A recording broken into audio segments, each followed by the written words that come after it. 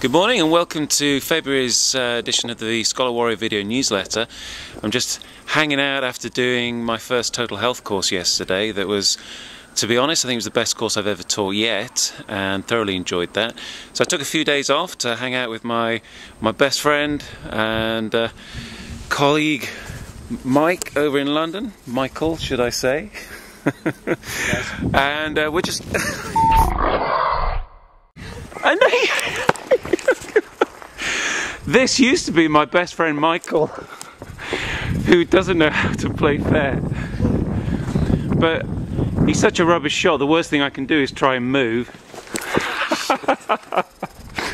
We'll give him one last chance. Dun, dun, dun, dun.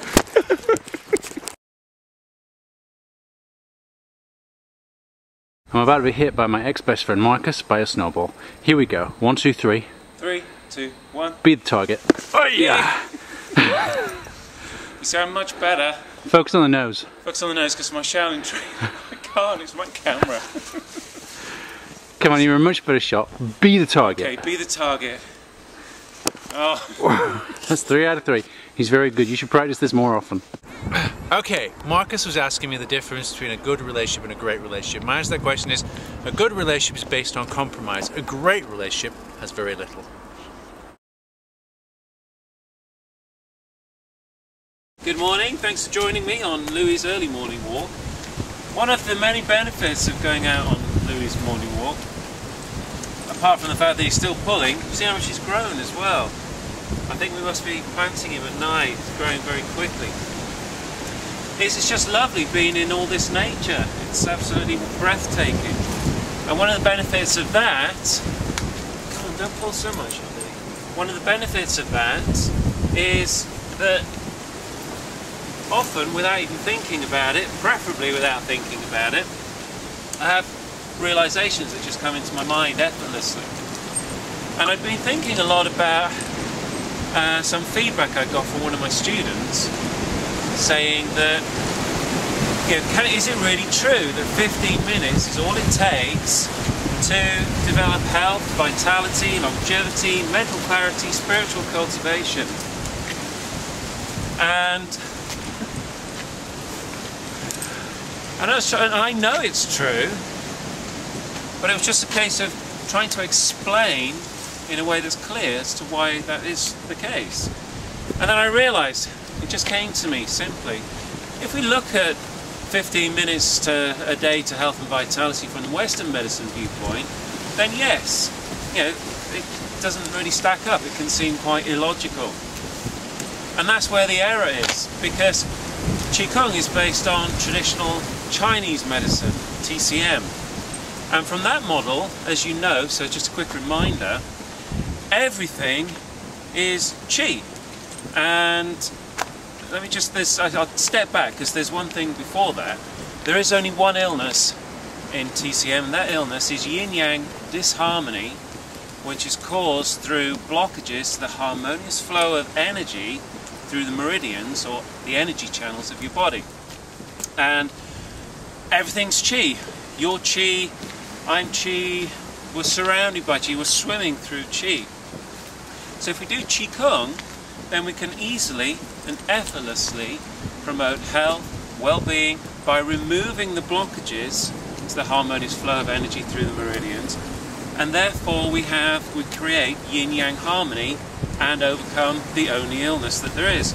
So the mistake is if you're looking at 15 minutes a day to practice and thinking, I actually don't believe this really can give me great health and vitality and overcome pain and illness, it's because you're looking at it from the Western medicine viewpoint and not the TCM viewpoint. But there are two caveats to that. The first one is that you do have to practice every single day. And we're just going to pause here because we're coming up to the end of the road where it gets a bit complicated. So you've got to practice every single day, okay? And that's important. Preferably twice a day, 2 15-minute sessions. And if you miss a session, it's not the end of the world, but don't think you can make up, oh, I haven't practiced for a couple of days, so I'll do, I know what, I'll do a 45-minute session. That's not going to work. It's got to be little and often, regular practice. So if you miss a session, don't worry about it, just don't miss the second session. And the other caveat, the thing that really is important to making this work, is you've got to be practicing Qigong. If you're practicing Qigong form, then 15 minutes, 30 minutes, an hour, 2 or 3 times a day won't make any difference. It'll just give you a gentle workout, and whilst that can be very useful in its own right, it's not going to overcome pain and illness, promote good health, vitality, longevity, mental clarity and spiritual cultivation. So practice every day, practice correctly, and make sure you're practicing Qigong, and then all it takes is 15 minutes and you'll get all the benefits of Qigong.